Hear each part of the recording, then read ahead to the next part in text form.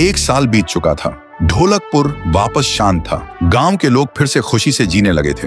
हर पूर्णिमा को लोग एक दिया जलाकर ठुन ठुन ठुन साहुर को याद करते थे। पर एक रात कुछ ऐसा हुआ जो फिर से सब कुछ बदल के रख दिया। लाशें फिर से मिलने लगी। हर 2 दिन बाद किसी न किसी के घर के सामने एक कटी हुई लाश पड़ी होती। गांव फिर से कांप उठा। एक दिन सब लोग महाराज के पास पहुंचते हैं और रो रो कर गांव की घटनाओं के बारे में बताते हैं। रात को महाराज 2 सेनापतियों से कहते हैं, जाओ और खोजो इस कांड के पीछे कौन है। लेकिन सुबह सिर्फ उनकी लाशें लौट कर आईं। एक का सिर था ही नहीं, दूसरे के पैर कट चुके थे। महाराज समझ गए कुछ तो लौट आया है, कुछ जो सिर्फ मौत का खेल खेल रहा है। और फिर कहते हैं, अब इस जंग का सामना मुझे ही करना होगा। उसी रात महाराज चुपके से गांव में आते हैं और एक पेड़ के पीछे खुद को छुपा लेते हैं। और ठीक रात के 2:30 बजे अचानक कहीं से धुआं छा जाता है और उस धुएं के अंदर से एक आवाज आती है,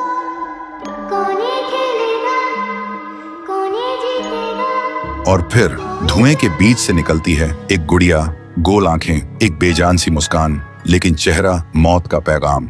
वो गुड़िया एक घर के गेट तक जाती है और बच्चों जैसा एक गाना गाने लगती है।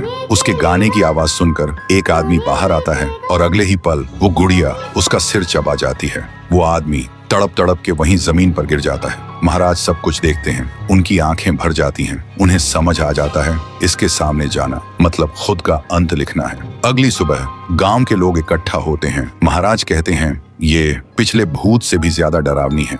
इसे सिर्फ वही हरा सकता है जो मौत को पहले ही हरा चुका है। और फिर एक पूर्णिमा की रात सब लोग दिया जलाकर पुकारते हैं, आप वापस आइए, आपके बिना ये गांव जिंदा तो है पर जीने जैसा नहीं। तभी एक आवाज गूंजती है, और उसी देह की आग से एक जलता हुआ पेड़ बनने लगता है और उसी पेड़ में से ठुन ठुन ठुन साहुर निकलता है। तभी फिर से वही धुआं छा जाता है और उसके साथ ही एक आवाज।